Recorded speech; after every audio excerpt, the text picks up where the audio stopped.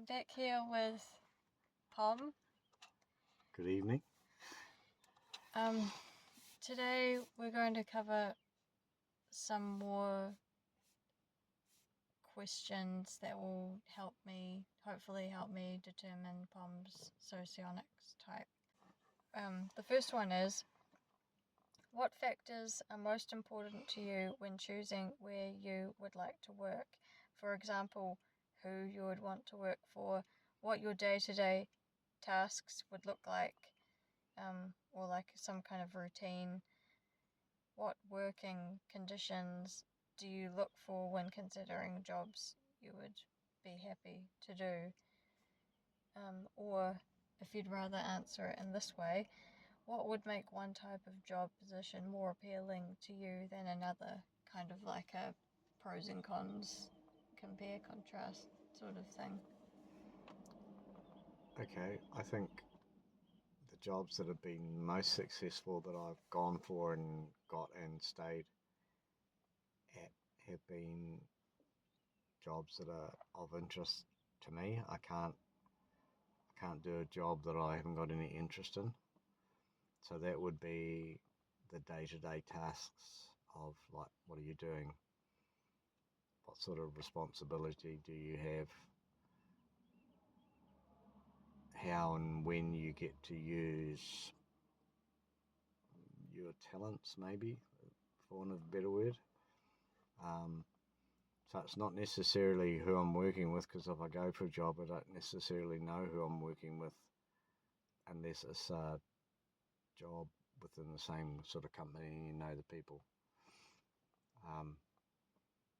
So I like to use the stuff that I'm interested, the stuff I have experience in, and incorporate those in my day-to-day tasks. Does that answer that one? Maybe?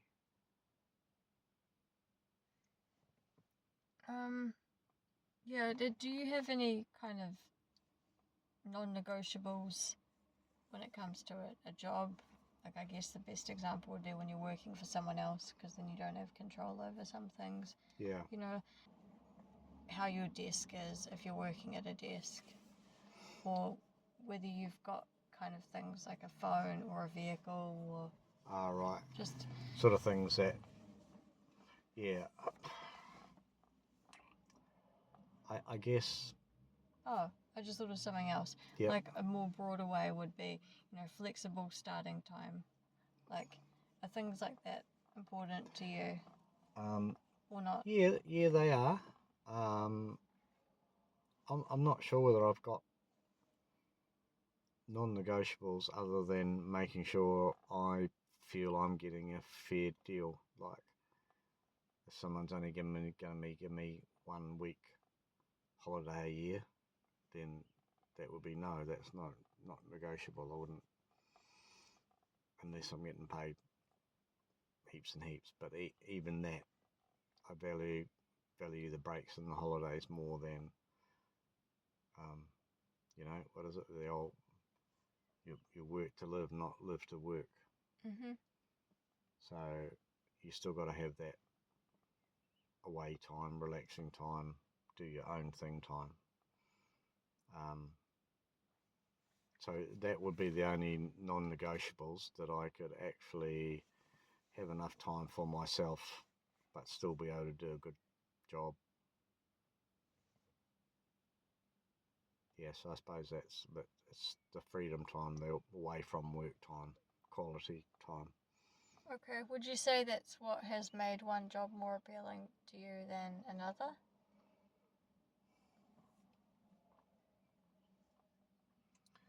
There's sometimes that I've had to take jobs that I haven't liked because you got to live, unfortunately. And that is an opposite to what I've probably just said. But, like, you can't always have that when you're more established as a person or more established as in life or something. You can do those choices. But unfortunately, when you've got responsibilities that you needs to take care of, and having a job is one of those responsibilities. You tend up, unfortunately, working only for short periods of time, mind you. They haven't lasted very long, so it's unfortunate, but like, it's a holding pattern, I suppose, until you can find a job where you get those non-negotiables. Do you have an answer for, like if you could do any job that you wanted, even one that's not very currently available to you, or, like if you could choose anything, what would you want to do if you didn't have any limitations? Oh, I guess I'd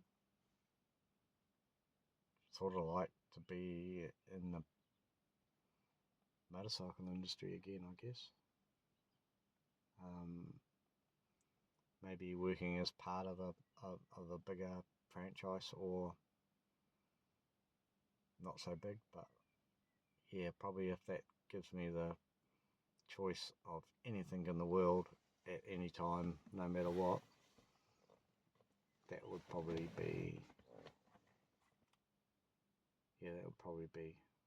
one of the best things, because that's been my passion for a long time. So yeah, do you have like a preference for what kind of area of it, like sales or servicing, or like development of new models, I guess? oh yeah, Research and it'd be marketing. it'd be nice to involve, like, just actually running a shop, really, and that's sales, marketing, repairs, the works. Even though you run yourself a bit short, you just, if it's that choice of like anything in the world that's available to you, Yeah. then you would have other people in there helping out. Someone doing the admin and answering the phone, someone doing this and someone doing that, where you're not run ragged doing everything. Mm-hmm. So you can actually pick and choose what you do at any particular time during the day. Okay. Dream job, but yeah, that's cool. But that's what I was asking. So, yeah. I'm going to move on to the next section now. So, the question I wrote here is, or the scenario I wrote here is, you're working on a project, for example, repairing a motorbike, and the approach you've used isn't solving whatever the problem is. Yeah. Something has gone wrong, something isn't working as it should. What do you do from that point on? That sounds familiar. Yeah, what is your problem solving process for a scenario like that, typically? Back to basics. And a lot of people don't understand what the basics are when we're talking about those, but there's certain things that a piece of machinery has to do. If you're talking about the running of a motorcycle, there are certain things that it needs to run, and so you just go through all those certain things. There's 5 things a motorcycle needs to run, so you just start at the beginning and work your way through, and eventually you will find it, because sometimes if something gets under your skin, you tend to panic and go off in a direction that you probably shouldn't be going on. Is that like a process of elimination? Process of elimination, exactly. So you've got to follow one to the next, to the next, to the next. Yeah. So you can't change up the order. No. So that Right. you don't necessarily have to go from one to the next to the next. You do if you're following, say, a gearbox pattern maybe, or something wrong with the drive. But just making something go, you always go back to what we call the facts, FACTS. Yeah. So that's fuel, air, compression, timing, and spark. Now, if you check all those, Yep. Normally in that order, because you check fuel first, then you have a look at you getting airflow. Compression, is it going to compress it all when it goes actually gets in there, Yep. or suck it in? or draw it in, and then the timing is the spark in the right place. Even though it's got a spark, might be sparking halfway out the cylinder and the bike's not going to go anyway. So those five things, you always got to check those. Okay, what if you get to S and you haven't identified the problem? Then you've done something wrong. So you've got to go back to the basics. So it could never be some other like a mystery, like esoteric thing. I won't say no, it couldn't be, but it's probably pretty unlikely. Yeah. Because everything runs on physics. So if you understand your physics and the fuel part of it and the air part of it, it shouldn't, because like even if the bike has had it and it's not going to start anyway because it's basically gone, then the mechanical side of the compression is going to show up when it's there, and perhaps in the timing. Okay, so if you fix one of those things based on looking at it, you're going through the facts and you fix it but it's still having a problem, how do you know that it's something else and not the thing that you've just tried to fix? Like, how do you understand that there's more than one part that's failing rather than just one part? If you go through those things and you do the checks, you will come across it. Like timing and spark are related, obviously. Yeah. So you might kick the bike over and it's got spark, and a lot of people do kick it. They go, it's got spark, it should go, but not necessarily just because it's got spark. So it has to be at the right place, and it has to be the quality of spark. So there's ways of testing that to make sure the quality and it's in the right place. So everything's like rules, is it? Rules, it's all physics.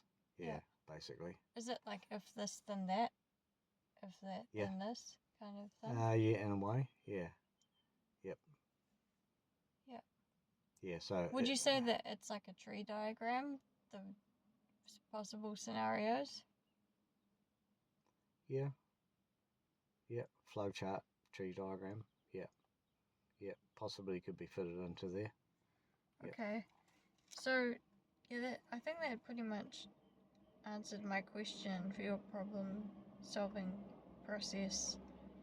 But I mean, you've got like a really, you've got it down pat, like your problem solving process for repairing a motorbike.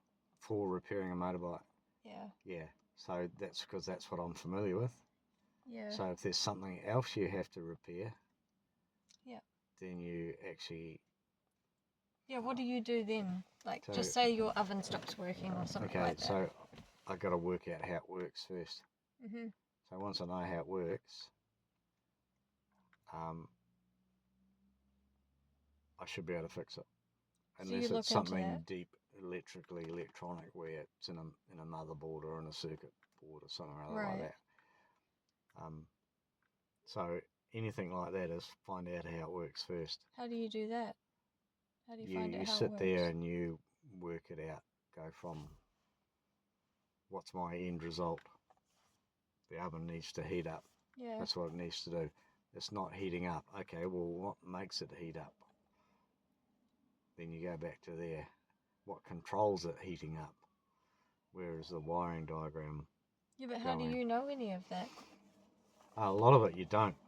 Yeah, so where do you find that information? It's called critical thinking. You mean you don't consult like a manual or something? Oh, if you've got one, yeah. Right. But like, I think a lot of people who are in that sort of industry realise that to fix something, you got to know how it works.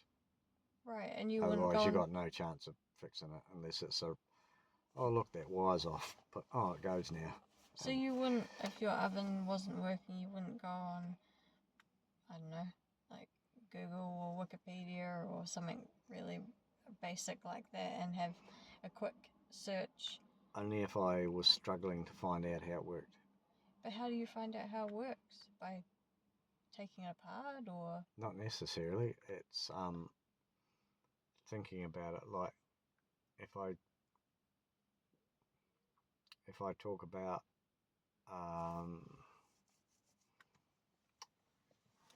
what could I talk about? In a hydraulic system, for instance, like on the digger, you pull the lever and nothing happens, and you go, oh, okay, that's a bit weird. How does that work? Okay, the hydraulic's got a pump where it pumps hydraulic fluid into a ram, and then as you pull the lever, it pumps more into it, pushes the ram out, and then operates the digger. So you push the lever forward, and you go, oh, okay, there's nothing happening there. So then you follow it back. You've got to realise how it works. I suppose I know how that works a little bit, but not as much. So you go at the ram. Is there anything wrong with the ram? How does this ram work? Oh, there's a hydraulic hose that goes in. Where does that? Is that the in one or the out one? Because there'd be two of them. So then you look at that and you follow it back to where the pump is. And if you need to, you work out, okay, that hose goes to the pump. The pump has supplied fluid from there. Okay, so you look at it and you go, all right, I've got plenty of fluid in there. That should supply it. I don't know if my pump's working, but maybe if I undo the nut at the ram and operate my lever, that will tell me if my pump is squirting hydraulic fluid to the end. If it's not, you go, oh, okay, it's not the ram at fault then, because it's something else. So once you've worked out how it works, I think 8 times out of 10 you'll be able to fix something mechanical anyway, something that's got moving parts. Electronic circuit boards is something a little bit different. Yep. Yeah, that's a really insightful answer to my question, and I'm just gonna. Too boring. No, it's just I mean, it's not my. Yeah. I don't have any of that knowledge, so it kind of just blows my mind that you've just got all that sort of stuff kind of like freewheeling in your head. But I'm just going to pause now because the phone that we're recording on has slipped down, and just going to reposition it. Hi, we're back after that brief break. So I just thought of something while we had the break, which is when you were talking about the oven, like if your oven broke down, I was just thinking, how would you know the inner workings of an oven? Because personally, for me to understand how something works, like I need to see a cross-section diagram of it to see what's inside it. And I mean, the way you were talking about it was as if you were just working off a I don't know, a like bit of experience and sort of looking at stuff. And so, I mean, I don't think that you've seen a cross section of an oven. I'm assuming you haven't. So, no. How do you know how the insides of it work? I guess I know a little bit about that sort of stuff already, because I understand electricity for a start off, even though in an oven could be AC electricity. So I know that to heat something up in an oven, it requires electricity. So it's interesting you say a cross section. So I'd be looking at if I could find a wiring diagram for an oven, which is anything electrical always looks like a wiring diagram. And so that would be first thing I would look at. So if I can't find one of those, then I have to try and work it out by myself. And I must admit, a lot of the time, if an oven doesn't work and it sounds pretty serious to me, I'll probably just go out and buy a new oven. Because the differences between getting someone in to fix it and paying for a look-at charge and then getting them to fix it, stuff like that. If I tally that in my head to go, this is just, I might as well just go and buy another one. Okay, and you know how to ascertain that it's serious, the problem? Yeah, I think so. Or if it's not serious, like there's some stuff wrong with my oven now, but I'm pretty sure I know what's wrong with it. But to get the parts for it, probably going to be quite expensive if I can actually get them myself. Right. And then the amount of time it will take me to actually fix it, get the parts, look at it, go, did that actually work? And the fear of it not working because you don't know the thing completely is that I'm just going to get one that works, trade it in, get rid of it. Okay. But it's the same process for anything. Electrical is always slightly different, but you've got to understand electrical. Someone like you were saying you'd need a cross section. You'd need probably something written down that this red wire carries the power from the thermostat, which then goes to the oven, and how much you turn the dial would depend on how much electricity is going through it to actually get the oven hot or colder. Yeah, I mean, not to make this about myself because these questions are for you, but just to contrast my experience with yours, where I'm at in my life now, probably because I haven't repaired that many things, is that there's no, I don't have these principles guiding me. A lot of things run off physics, even ovens, really. Yeah. And anything, you know, how those grain silos get filled up that we're looking at across the road. It's like there's a lot of physics involved in how they get filled up and how they empty out. Yeah. You know, so why they're tall rather than long why they're rectangles. tall, why they're not, all that sort of stuff. And really, the world runs on the laws of physics, really, because the light's working across the other side of the road. It's like the laws of physics run the world, and they're laws, so they basically don't change. So if you understand processes and stuff like that, you should be able to go, oh, well, that works like that because that's the only way it can work, because the laws of physics says that.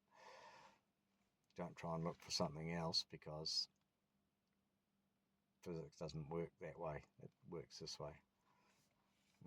Well, the laws of physics says that the sky's now dark, the sun's gone down. Yeah.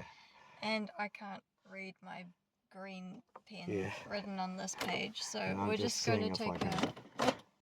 So now we've got some lights on, and I'm going to cover the last question that I wrote down, or last follow-up question. Yep. It is, what sort of factors do you consider when you're planning where you'd like to go on a vacation? And, or can you name some vacation holiday destinations that seem appealing to you and describe or explain why they are appealing to you? Money and geography is not an object for these questions, so you can just sort of be fanciful and say wherever you like, if you want. Okay, so how do I choose where I want to go? Yeah. What do you consider? What do I consider? And money's no object, is that what you're saying? Yeah, or geography. Okay, so getting there, money's not not an object, because that's obviously what the first thing I'd look at. Oh, I see. This is split into two questions. Sorry. So Right. the factors that you consider when you're planning where you'd like to go. So you're saying that how you get there and Yeah. I mean, the first thing would always, do I want to go there? What's there? Why do I want to go there? So that would be my first consideration. And then I'd look at how do I get there, and then what it would cost. Probably in those things. If I really, really want to go, like, you just save up or you just spend the money or whatever, because money's not going to be an object. But I guess the priority is, why do I want to go there? What is it? Is it going to interest me? Or if someone else is involved, you go, is that going to interest me? Is that going to interest them? And if it only interests one of us, then you've got to take other factors into consideration, like, am I going to enjoy it anyway? Or if I'm not, so then you negotiate maybe to go to somewhere else. okay. So that would be my prime thing. Yeah, what would make a place interesting to you? The geography of it would definitely make it of interest, like the contours of the it? contours, like a Canadian railway journey, for instance. Yep. When I see those, the geography, the scenery, the train, all that sort of stuff, like, that's cool. That's really neat. Yep. That's right prior there. So that's a geography thing. What's involved in there, like I just said, the train, that's not a geographical thing, but that would be part of going there to have that train trip, see that particular train, be on it, whatever. And then there'd be other places to go, like a Speedway Grand Prix or something or other like that in Poland or somewhere like that, where it's really, really highly popular. You get 65,000 people in the stadium and that watching Speedway. So that would be another reason. Why would you want to? What's appealing about that? Because you see Speedway at its top level, where it's most popular. Yeah. And is Speedway most popular in Poland compared to it's pretty popular in Poland. UK is there, but I think Poland's probably right up there in the way of the people follow it. And that's where that Bartis guy's from. Yes, that's right. Yeah. I forgot his surname. Yeah, Smarslick. Oh, yeah. Yep. Okay, so it's because that's like a once in a lifetime sort of experience? Yeah, and to experience the people's passion, the riding, the atmosphere, everything. There's no geographical things to go and look at. It's I don't know, material thing, is it? But then you wouldn't just go there to watch that and come back home again. While you were there, why not look at Poland? Why not look at the countries next door, Yep. Okay. Did I answer that? I think you ended up answering the second half of the question too. Ah, did I? Which was, can you name some vacation holiday destinations that seem appealing to you and describe or explain why they are appealing to you? Okay, well, I've named a couple, but I guess I could name the UK as well. Yep. Because of the history of it. Right. Yeah. And, ancestors coming from the UK and stuff like that. Yep. So the UK would be on a list there somewhere as well. Yeah. And there's 3 different places for 3 different reasons, I guess. Yeah, that's cool, actually. Yeah. I'm not sure I could come up with that many different reasons. I think I've got different places, but perhaps the same reason. Or similar reasons, yeah. Yeah. And other places in Europe. If you go to Poland, why not go to other places as well? Yeah. Seems silly not to. Well, those are all the questions that I came up with. So we're just going to end the follow-up question segment there. Thanks for listening.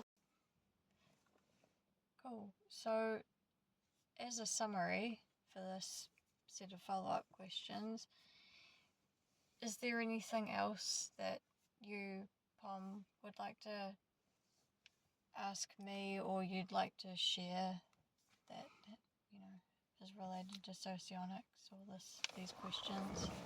Yeah, probably. I mean, I've had an interest sparked in me in the socionics just because it seems to explain maybe how and why I do certain things, why I treat people in certain ways, why I've done certain things, and perhaps why other people don't quite do the same things as I do. Being in a manager's role, I've always thought that everybody's different, shouldn't be put under the same umbrella and made to do the same things because they're either not capable of doing it, or what I'm learning now is maybe their socionics type is they have to be treated in a different way. So this person A might be not capable of certain jobs and stuff like that, and that's not because they're lazy or incompetent or anything like that. It could be that their socionics type doesn't allow them to do it. They don't value certain things. They look at things different than other people.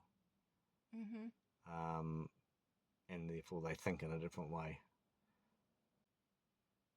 And it may be able to be used in education and stuff like that, but I don't know. I don't know enough of it about that yet to make any rash judgments. But it's interesting that a lot of the stuff you've read out to me and said, you go, yeah, that's me, and I'm this to people, or I do that, or I do these things, and I go, okay, so that's why I do these things. Like when you say, I reckon you're this sort of person, I go, yeah, it makes sense. Okay, just for anyone listening, I haven't actually come up with a type yet. We've just talked about possible information elements that are valued for Pom. And we've talked a lot offline as well, so there's a lot of other information going backwards and forwards too. Yep. So we're going to leave this interview section at that, and I'm going to do some more thinking about what Pom's type might be. And at the moment, I think I'm going to publish it in the description section of this video once I upload it onto YouTube, but we'll see how that goes. Anyway, thanks for being here with us tonight, and thank you. We'll bid you farewell. Bye. Yep. Bye.